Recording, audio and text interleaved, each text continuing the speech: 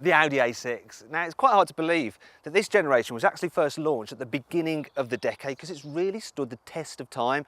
Better than some car reviewers. Look, there's me with the original car when it was first launched. Look at that, all youthful and stuff. You know, I haven't aged so well.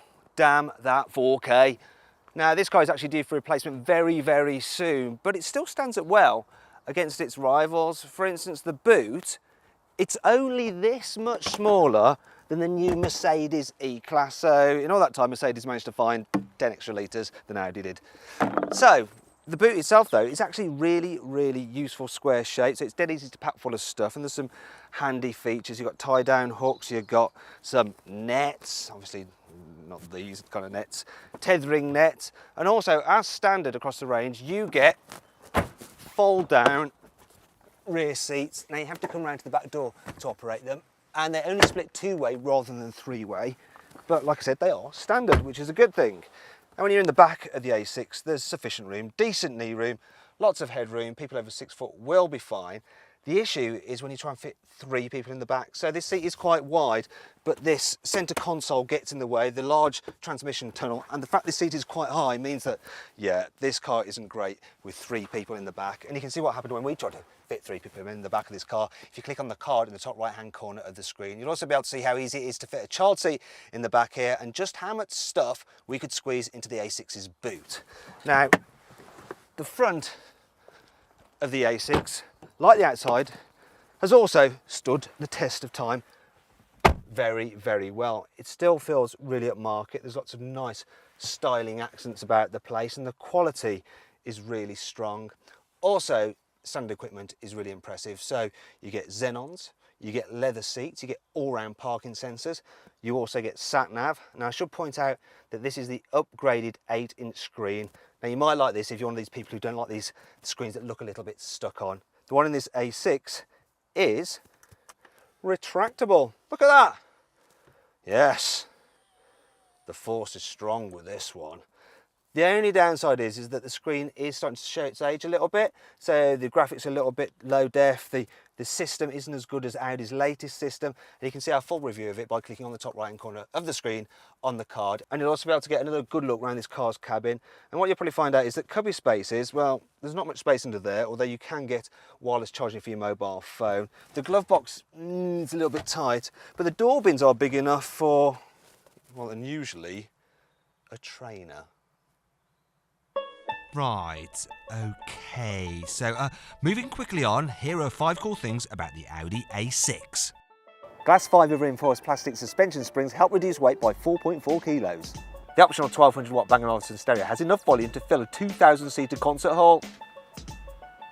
You can get the car with wireless charging for your mobile phone. The anti-dazzle matrix LED headlamps have 19 individual diodes in them. You can connect it to 8 mobile devices to the car's 4G Wi-Fi hotspot. The only issue is that requires a separate SIM card for the car, which brings us on to some other annoying things about the A6. The 7-speed automatic gearbox can feel a bit jerky when doing low-speed manoeuvres. Active cruise control, lane keeping assist and blind spot monitoring are only available as part of a 3.5 grand technology pack. This seemingly useful shelf isn't quite deep enough to hold the car's manual. Heated front seats aren't standard across the range.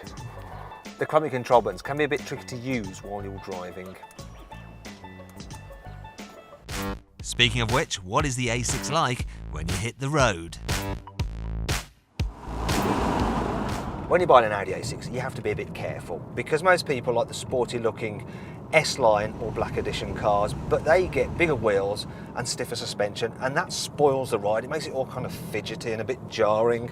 So you've got 2 options. What you can do is pay a lot of money and have the optional air suspension, which is quite good. Or you can just ask your dealer to fit your car with a softer suspension on the SE model, and then it rides perfectly fine. It's comfortable enough, and on the whole it's quite a nice car to travel in. So it's not too loud really, you get a bit of tyre roar but there's not much wind whistle, and well, on the whole it handles pretty well. Thing is, right, it's a front wheel drive car as standard with the smaller engines. If you get a quattro all-wheel drive version, it is more grippy, but it's never, this A6, as much fun to drive as a BMW 5 Series. In terms of engines, there's only one petrol available, and it's a twin-turbo 4-litre V8 in the rapid but thirsty S6. The rest of the cars, they're all diesels, and all the diesels are very good.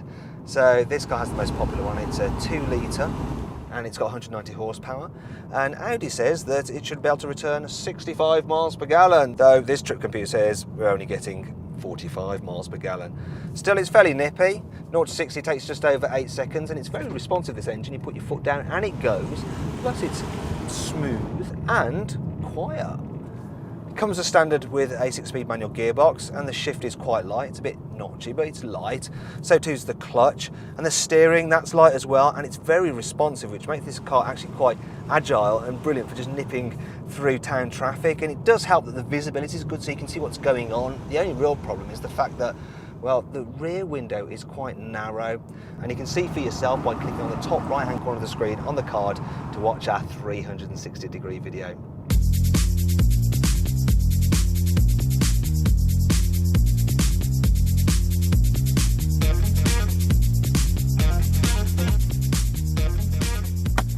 Okay then, so overall, what do I think of the Audi A6?